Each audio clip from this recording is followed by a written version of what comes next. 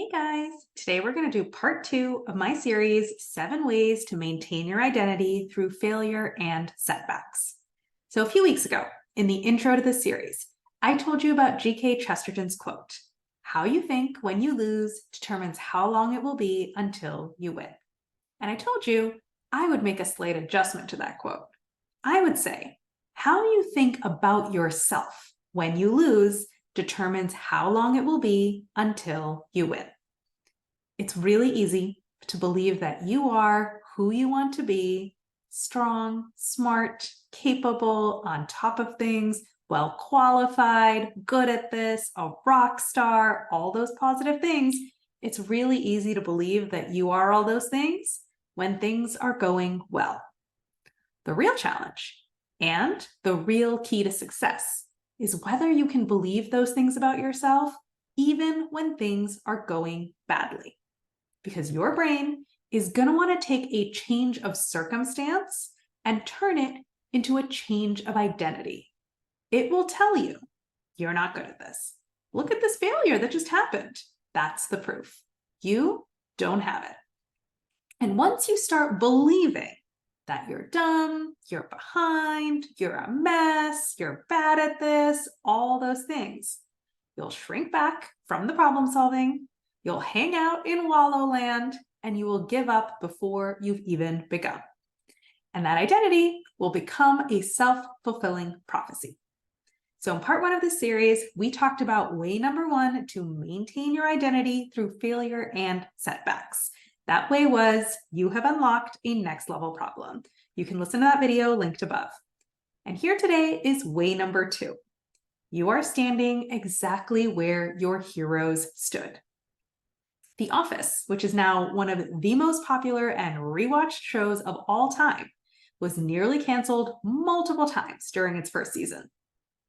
Conan O'Brien, who spent nearly 30 years doing a late night talk show, was constantly on the verge of being fired for the first few years of his show.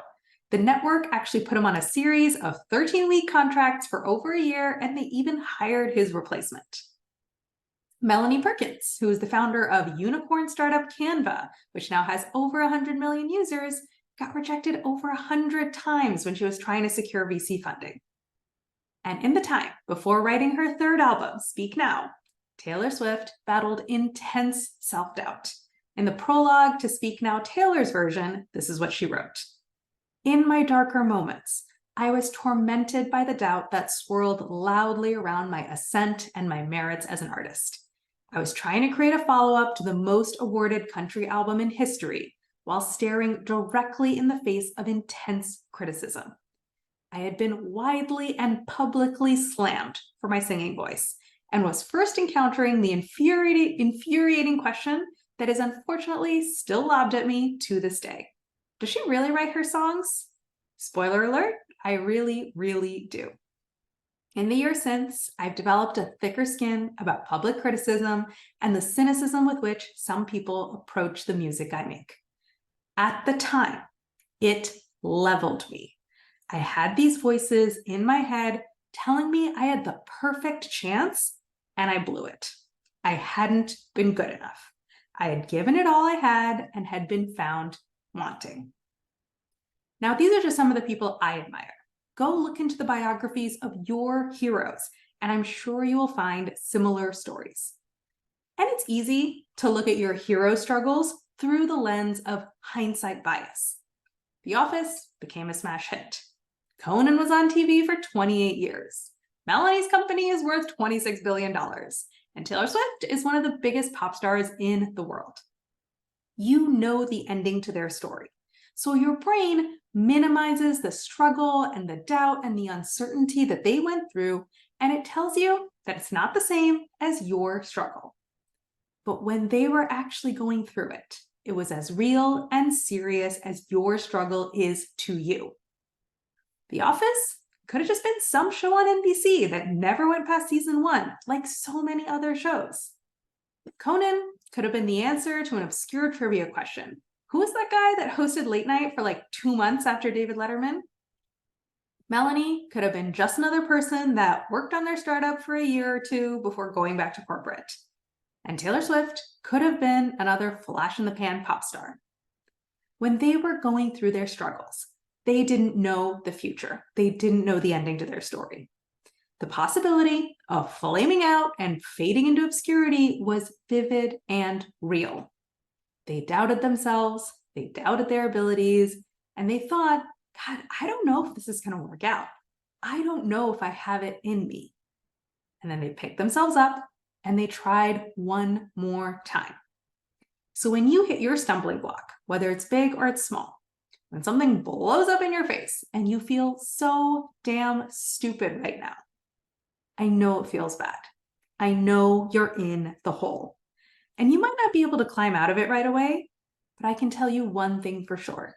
You are not alone. All of your biggest heroes are right there with you because you are standing exactly where they stood. The number one reason that people don't create the lives that they actually want is because they stop trying. That's it. It's not because they're not smart enough. It's not because they're not lucky enough. It's not because it wasn't actually possible. The only thing that stops people is that they stop problem solving. And why do people stop problem solving? Because they take failure and setbacks personally. They let a change of circumstance turn into a change of identity. They let a failure mean that something is wrong with them. And then they avoid trying again because it feels so bad when they miss the mark. And when they don't try, they don't figure it out.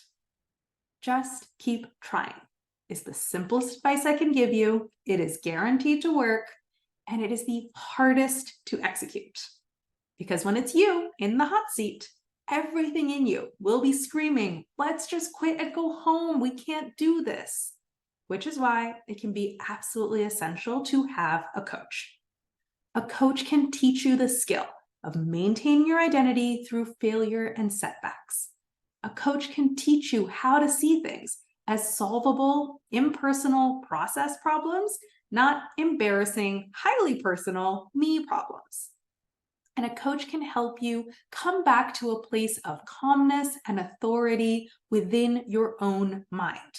And then do all your problem solving and make your decisions from that place, not from the scared, reactive place. Because if you can learn the skill of failing without taking it personally, you're good. You can do anything. And it's not magic. It's just a skill like any other. You can learn it in the same way you learned trigonometry and Spanish and how to write an essay. So if you want to start learning that skill, starting today, come talk to me and let's get started. Go to the link above and book a free coaching consult.